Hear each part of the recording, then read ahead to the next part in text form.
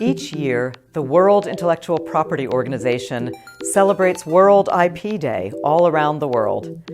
This is a celebration of the creativity and innovation happening across the globe and the intellectual property system that protects the creations of authors and inventors and their investment in producing the quality goods and services on which consumers can rely. As World IP Day approached, we at the USPTO thought a lot about digital creativity and IP. And while there are so many forms of digital creativity, we focused on one that captured our imagination: video games, since they incorporate so many types of IP.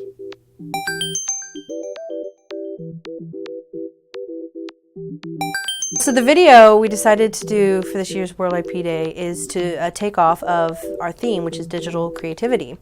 And we decided to focus on video games. So in talking about how we could promote and market the piece, we thought, hey, let's do an animation, a short 30-second one that we could put up on social media and make it look like an old video game. When we were thinking about doing video games, we obviously wanted to harken back to the original video games that we all remember from when we were kids. So the 8-bit look was what we were going for. I think we got a good mix of, being able to see what it is visually, but also have that 8-bit look, and I think it's really going to remind people of their favorite video games from when they were young.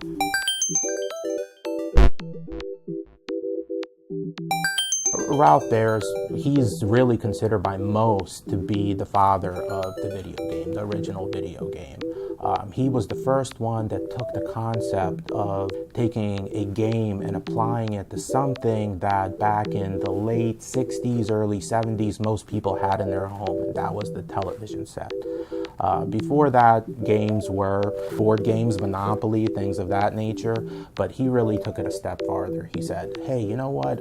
People have this TV at home. Wouldn't it be great if we created an environment where everyone can sit down, a family, children, and kind of immerse themselves into a new world? Make a game not just by moving pieces around on a board, but something that they can take and sit around the TV and play this game and immerse themselves in a new reality, a new world. At the time that Pac-Man was released into the American arcade, environment, most of the games were about war.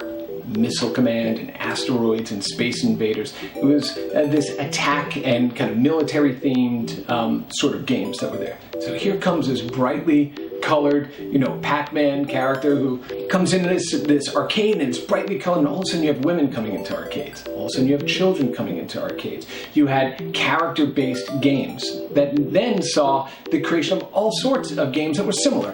Mappy and Pengo and all these sorts of games followed, because now artists understood that it was okay to create these games with mascots. And so each one of those games changed the industry and society in the era in which they were introduced. And it changed sociologically the makeup of arcades, which were, again, predominantly male, predominantly aggressive sorts of games.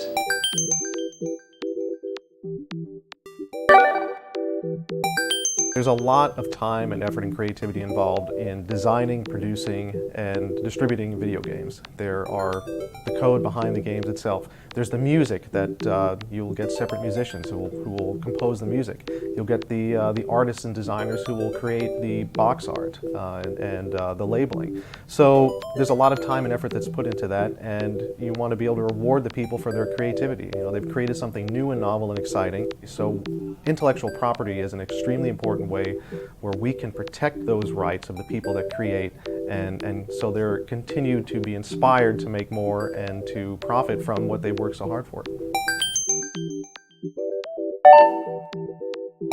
At the USPTO, we have registered millions of trademarks from foreign and domestic applicants over the years. Video game companies like Nintendo and Tecmo have registered their company names as trademarks for video game programs and cartridges back in the early 1990s. More recently, many video game companies are registering marks to be used to identify online gaming platforms as both companies and gaming evolves into new and innovative ways.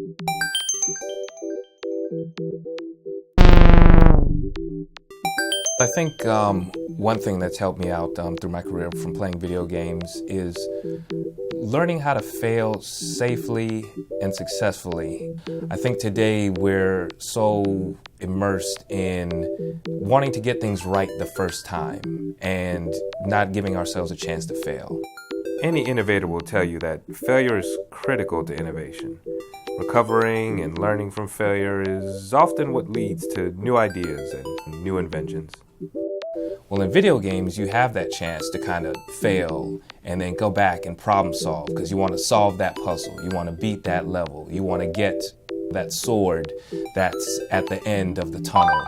So video games provide us with a safe place to problem solve and eventually succeed. The digital age has changed how we make and create, how we collaborate, even how we entertain ourselves. Increasingly, we can access content from creators across the world, wherever, whenever, and however we want.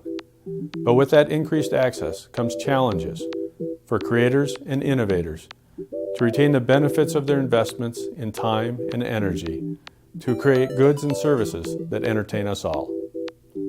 This year's World IP Day explores some of the issues surrounding our increasingly digital culture.